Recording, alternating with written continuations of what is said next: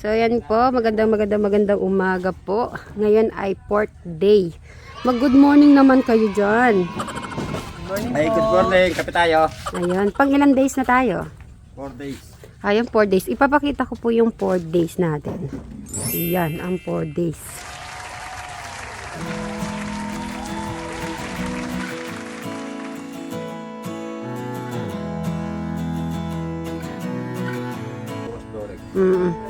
So, yan. Huhuli na lang po natin yung yung pong, ayun o. Kasi, meron na dito na lang, konti na lang po yung ilalagay. Ayun, ipa-flooring na to. Matutuwa niya si Brian. So, nagbabayanihan na lang po tayo, guys. Ayan, pati si Madam siya rin. Sumama na rin. So, yan ah.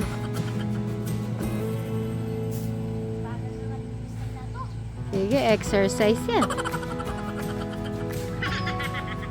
So, si Eric po ay nasa kwarto pa po, guys. Kasi may mga nabasa ako ng message about baka daw masyado ko daw siyang pinapagod or mabibigat. Wag po kayong maglala. Syempre, tinitignan ko naman po yung kakayahan ni Eric. At bago siya mag-start ay sinasabihan ko kung kaya niya ito. So, okay naman daw.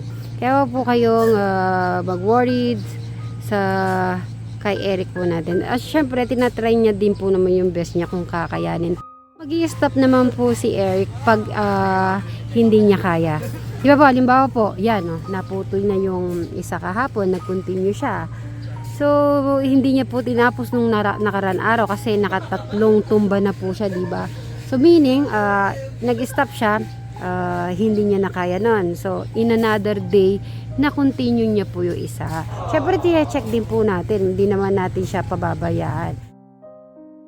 Minomotivate lang po natin si Eric kung ano yung kaya niyang gawin na everyday. Alimbawa po, natapos na po itong bodega. Pali, may another na may gagawin tayo ng mga project. At si Eric ay nandun pa rin siya. Nasa present pa rin nagagawa po siya ng gawain, di ba? Dati hindi natin siya pinapagawa kasi talagang latang-lata po siya, di ba? Pinapalakas po natin. Tapos may nababasa ko naman, bakit di siya gagalaw? Paano natin? Yun ang ginagawa na natin ngayon. So, binigyan na natin na siya ng time. Siya mismo naman po yung may gusto. Ayan, si Madam siya rin, nagtatry na rin po construction. I think susunod, makikita niyo na pong gumagawa ng bahay yan.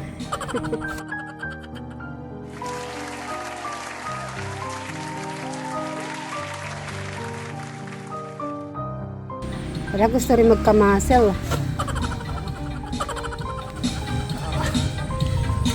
Gusto ko itong nagpapala kasi madali lang.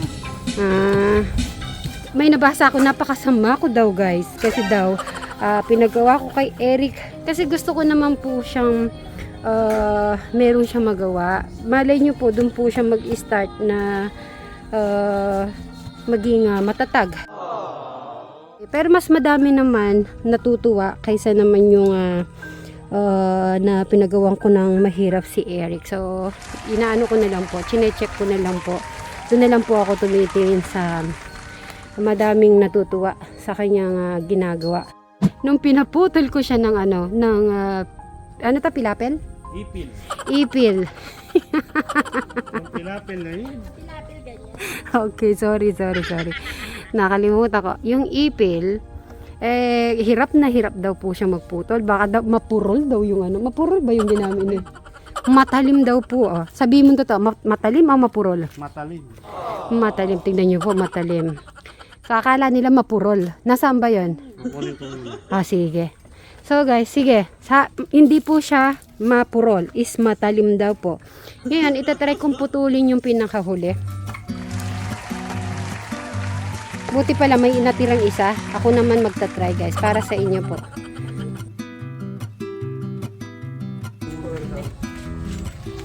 Yan, ganyan. Yan, hawakan mo yung kurito. Yan.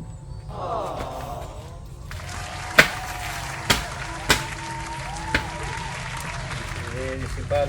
Okay. Naku naman kayo parehas. Ito nga pala. Huwag mong dami yun, baka bigat. Pag kinakain mo hanggang tangali dito.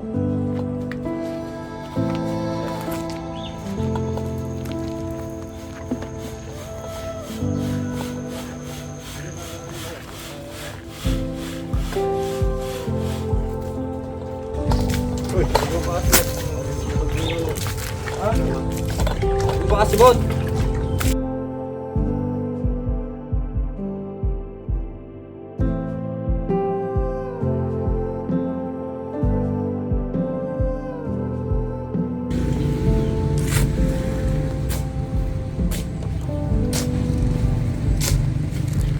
Yan po, nagbibitsay sila.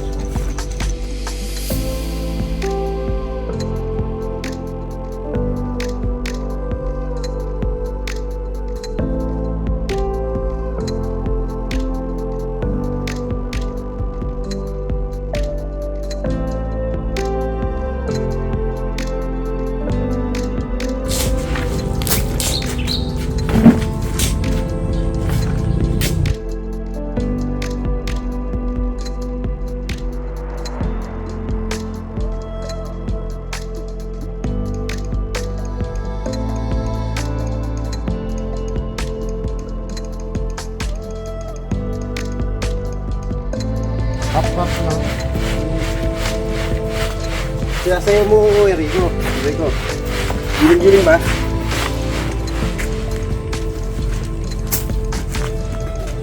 Please, kabago na.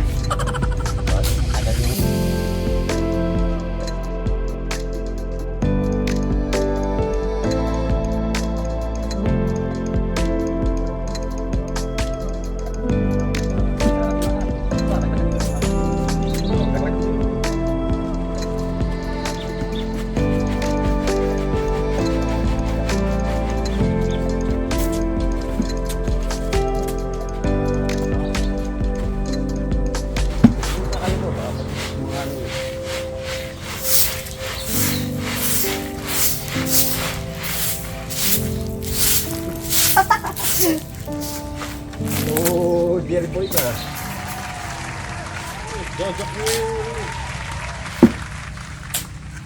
So yeah guys, nandito po kami sa ilalim ng puno ng saging. Ano ito? Mangga? Mangga at saka puno ng saging. Dito po kami nagmuni-muni ni Crystal. Nag-uusap po kami kung ano po yung niya, yung gusto niya sa buhay, kung anong gusto niyang marating. Pero ano ba talagang yung pangarap mo sa buhay, Crystal? Yung gusto mong gawin? Na? Anong gusto mong mabago sa buhay mo? Kung lang, yung tatrabaho tapos makabili ng farm tapos magkaroon ng bahay. Negosyo ganun.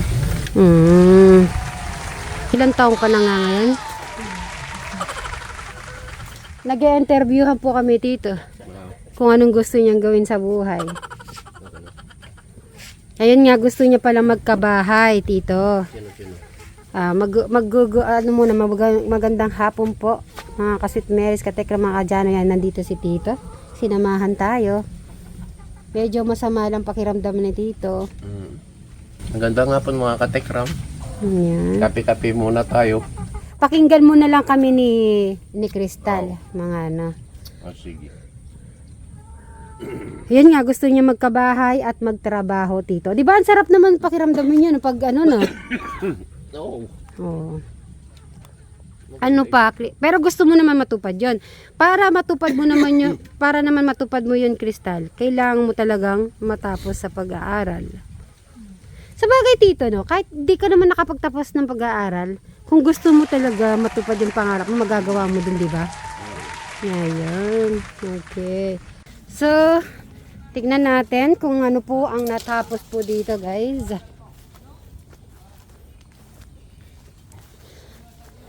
Dahil nakipagkwentuhan lang po ako kay Tito at nandun kami ni Crystal at saka si Jano.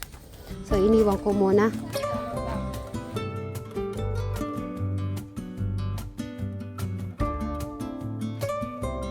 So, yan na. Naplatada na siya. At dahil si Eric ay day off niya ngayon, ako naman po yung gumawa kanina. So, ayan na lang. Ito ang tatapusin po bukas ni Eric natin. At sasamahan ko siya para kung ma-check ko din kung nahihirapan po siya o hindi. Yan o. So, ano na lang kulang dito, Sir Chris? Flooring na lang. So, sige, ano mo naman ako sa loob. I-tour mo naman ako dyan. Ayan, nagpapapogi muna. Ayan, okay. Bukas ang gagawin na lang ng po natin yung ano na lang i-flooring. Okay. Dami natin ang konti doon. Gagawin natin ni Sir Eric. Ayun, ayun. So, tingnan natin sa loob. So, yun sa loob na platada na din. Tapos na lahat. Ayun. 4 days, ito na po ang ginawa. So, maraming salamat. Yan pa ang natira. Yung po daw kasi meron pa mga natira dito. So, ipa-flooring din po yun dito, no? Para hindi mahihirapan. Pasok ng motor. Iyon. Sir Eric. Aywa.